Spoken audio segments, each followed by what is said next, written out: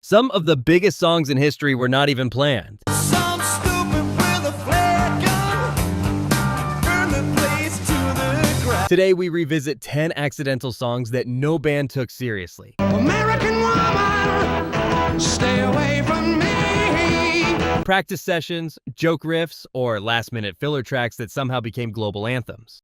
Number 10. Brass and Pocket, The Pretenders.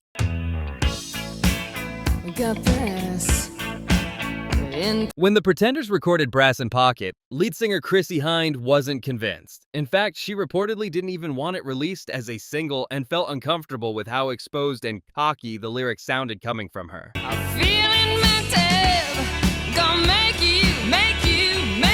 The title itself came from British slang she overheard from a fellow musician saying he had brass in pocket, meaning money, confidence, or both. Gonna use my arms. Gonna use my legs. The song had an unusual groove, strange phrasing, and a lyric that felt slightly awkward on purpose. I'm special. So special. Hynde leans into half-spoken lines, mixing tenderness with attitude in a way that didn't sound like anything else on the radio at the time. I'm special. So special. I got him. Released in late 1979, it became the band's first UK #1 and cracked the Billboard Top 20 in the US, turning them from critics' favorites into genuine pop stars. The irony? The song about confidence almost didn't get a chance, thanks to the person singing it doubting it. Sometimes hesitation becomes history, and the track you're unsure about is the one the whole world memorizes. Give it to me, 'cause I gonna make you see. There's nobody. Number 9. Killing Me Softly with His Song, Roberta Flack. I heard he sang a good song. In 1972, Roberta Flack heard a young singer named Lori Lieberman's song while on a flight, played over the in-flight audio system. She was so moved that she reportedly asked the pilot or airline staff to replay it so she could study the phrasing. Killing me softly with his song, killing me softly. She went home, slowed it down, changed the arrangement, and decided to record her own version. Was this young boy a stranger to my eyes? When Flack released Killing Me Softly with His Song in 1973, it spent 5 weeks at #1 on Billboard and won the Grammy for Record of the Year. It wasn't written for her. It wasn't tailored to be a smash. But her restrained, intimate delivery, barely raising her voice, letting the spaces between lines breathe, turned it into something universal. Killing me softly with his song, killing me softly. The arrangement is simple: gentle piano, soft drums, and a vocal that sounds like someone telling a very private story to millions of people at once. And he just kept on singing. Sometimes the accident isn't in writing the song. It's in who ends up singing it. In this case, a song that could have stayed a niche ballad became a generational standard because the right voice crossed paths with it at the right time. Killing me softly with this song, telling my whole life. Number 8. American Woman, The Guess Who.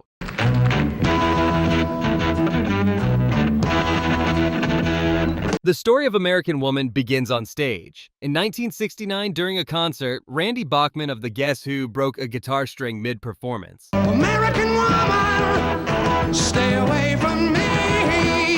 While the band stalled, he started playing a heavy, chugging riff to test his tuning. The rest of the band slowly joined in, and singer Burton Cummings began improvising words on the spot. Come hanging around my door. Don't wanna see your face no more. They improvised the song live, and the audience reacted immediately, cheering for this new song that didn't actually exist yet. After the show, they tried to remember what they'd just done, piecing the structure together from memory and crowd tapes, then recreated it in the studio, almost trying to capture that spontaneous energy in a controlled environment. I got more important things to do than spend my time growing old with you. Now, woman. Released in 1970, it became their first US #1 hit and one of the defining riffs of classic rock. Over the years, it's been covered by many artists, but the most famous remake came from Lenny Kravitz in 1999 for the film Austin Powers, The Spy Who Shagged Me. It went top 20 on the charts and won a Grammy for Best Male Rock Vocal Performance. American woman, stay away from me.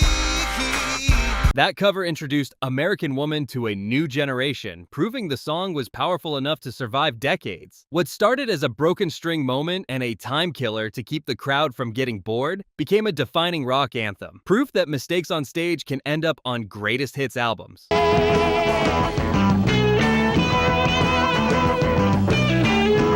Number 7. Sweet Child O' Mine, Guns N' Roses.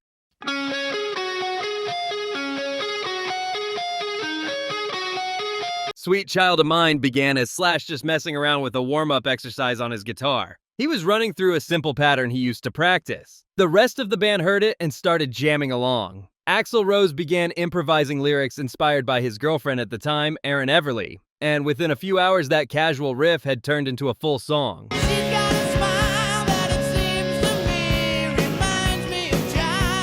The funny part is, Slash didn't even like it at first. He called it a joke tune because he thought it sounded too pop and too soft compared to their usual hard rock edge.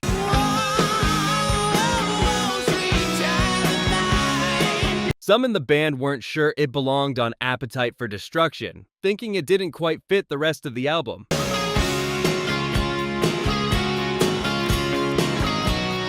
Radio and fans completely disagreed. Sweet Child O' Mine went to number 1 on the Billboard Hot 100 and became one of the defining rock songs of the 1980s. Years later, its music video became the first from an 80s hard rock band to pass 1 billion views on YouTube, proving how deeply it still connects with people.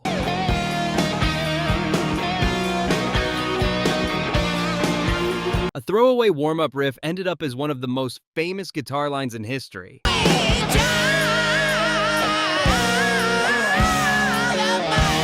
Number 6. How Soon Is Now? The Smiths. When the Smiths recorded How Soon Is Now in 1984, it wasn't meant to be a big moment. It was tucked away as a B-side to William, It Was Really Nothing. Johnny Marr has said he wanted it to feel like a mental state, not just another jangly indie song, so he and producer John Porter went deep into sound experiments.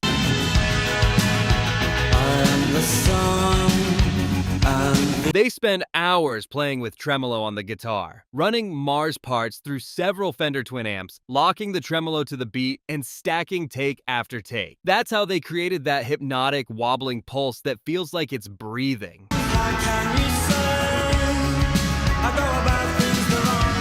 At first, the band didn't treat it like a flagship track. It was literally the long B-side. But late-night DJs started flipping the single and playing it anyway. Indie and alternative shows especially fell in love with it, and listeners connected hard with both the sound and Morrissey's blunt lines about shyness, loneliness, and wanting to be loved, but not knowing how to ask.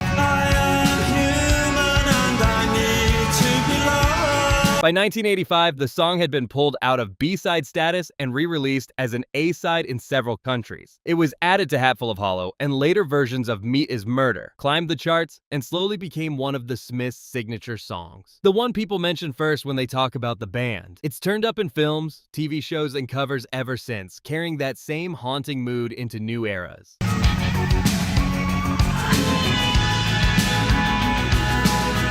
The irony is hard to miss. A song built around the line, I am human and I need to be loved, was almost buried on the flip side of a single. The track that seemed too strange at first ended up outliving almost everything around it. Proof that sometimes the song you hide on the back is the one that echoes the longest. And you leave on your own, and you go home, and you cry, and you want to die. Number 5. Take On Me. Aha. Before it became one of the most recognizable pop songs of the 80s, Take On Me failed. Twice. Norwegian band Aha originally released an early version in 1984 in their home market. It barely made a ripple on the charts and quickly disappeared.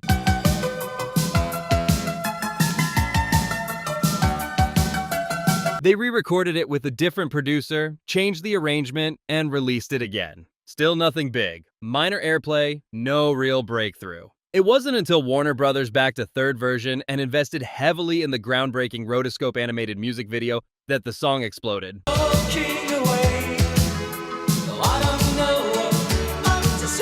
The video, directed by Steve Barron, mixed live action with hand-drawn animation, turning the band into comic book characters and creating one of MTV's most iconic visual stories. In 1985, that combination finally connected.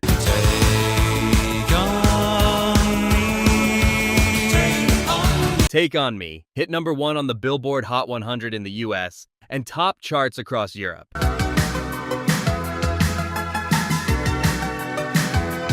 Without that video, without MTV's timing, and a label willing to try again, this song might have disappeared as a forgotten synth pop single. Instead, it became immortal, with that impossible high note and keyboard riff still instantly recognizable decades later. Sometimes the accident isn't in writing the song, it's in whether the world is ready to see it.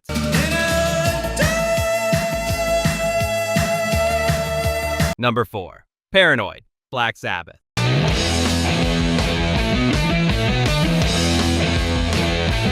When Black Sabbath were finishing their second album in 1970, they were one song short. The label and producer Roger Bain told them they needed something shorter, something radio-friendly to sit between the longer, darker tracks.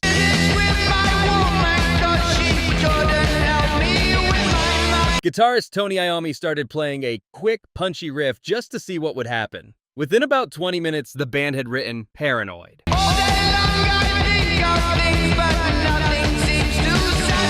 Ozzy Osbourne laid down a simple, anxious vocal. Geezer Butler wrote lyrics about mental strain, and Bill Ward locked in the driving beat. It was never meant to be the centerpiece, just a fast track to round out the record, which was even named after a different song, War Pigs, until late in the process.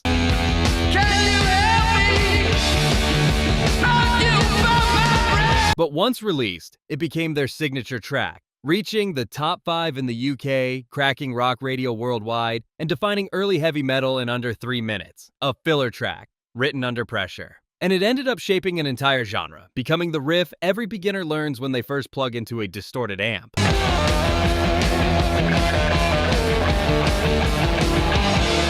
Number 3. Tainted Love, Soft Cell.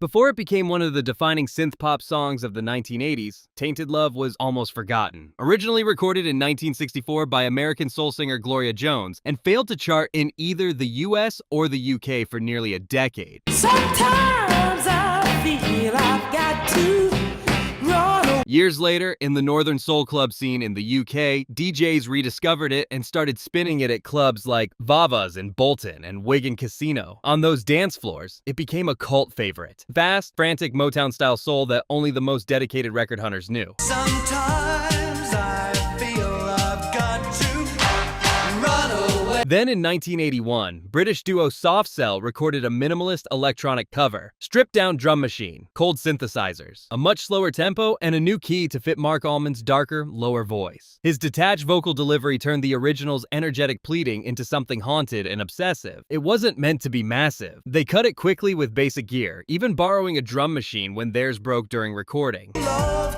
we share seems to go nowhere. But once released, it became a global hit, going to number 1 in the UK and several other countries, and reaching number 8 in the US while spending over 40 weeks on the Billboard Hot 100, an unusually long run for a single at the time. It turned Soft Cell into stars and helped their debut album Non-Stop Erotic Cabaret take off. Once I ran to you, now I run from you. A forgotten B-side, reborn nearly 2 decades later as an electronic anthem. Sometimes a song doesn't fail. It just waits for the right scene and the right moment in history. And that's not nearly all. Tainted love. Number 2. Under Pressure, Queen and David Bowie.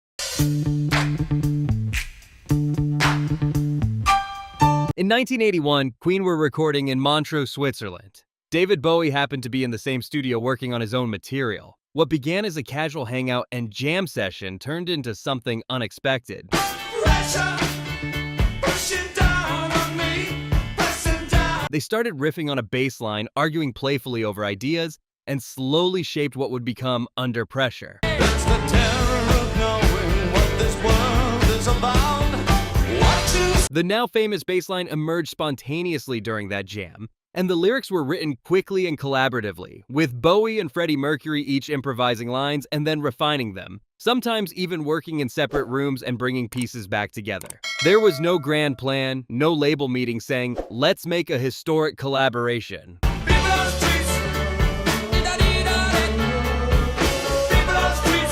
Released later that year, the song became a UK #1 hit and one of the most enduring duets in rock history.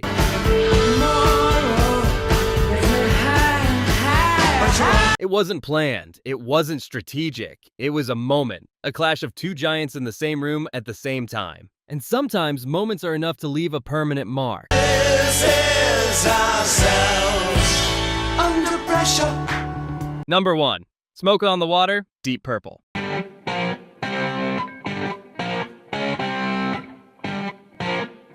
In December 1971, Deep Purple traveled to Montreux, Switzerland to record their album using the Rolling Stones' mobile studio. I came out to Montreux on a lake beneath. During a Frank Zappa concert at the Montreux Casino, a fan fired a flare gun into the ceiling. The building caught fire. Deep Purple watched from across Lake Geneva as the casino burned down, smoke literally drifting over the water and reflecting in the lake. Frank Zappa and the Mobbers were at the best place around. They lost their recording location overnight and had to scramble for new spaces, first in a theater, then in a nearly empty hotel, just to finish the album. Later, guitarist Ritchie Blackmore developed a simple 4-note riff inspired partly by classical intervals, and bassist Roger Glover suggested turning the whole disaster into a song. He wrote lyrics describing exactly what had happened. Some stupid with a flare gun burned the place to the ground. Some stupid with a flare gun burned the place to the ground. Released in 1972, Smoke on the Water became one of the most recognizable riffs in rock history and a permanent part of guitar culture. It wasn't metaphor. It wasn't fiction. It was documentation. A studio nightmare turned into a hard rock legend. A disaster turned into history. Proof that even the worst day on a recording schedule can end up stamped on t-shirts and setlist forever. Smoke on the water. And that's it. 10 songs that were never meant to be hits, yet ended up defining entire generations. Sometimes, the best things really do happen by accident. If you enjoyed the video, make sure to like, subscribe, and hit the bell so you don't miss the next one. Thanks for watching, and I'll see you in the next video.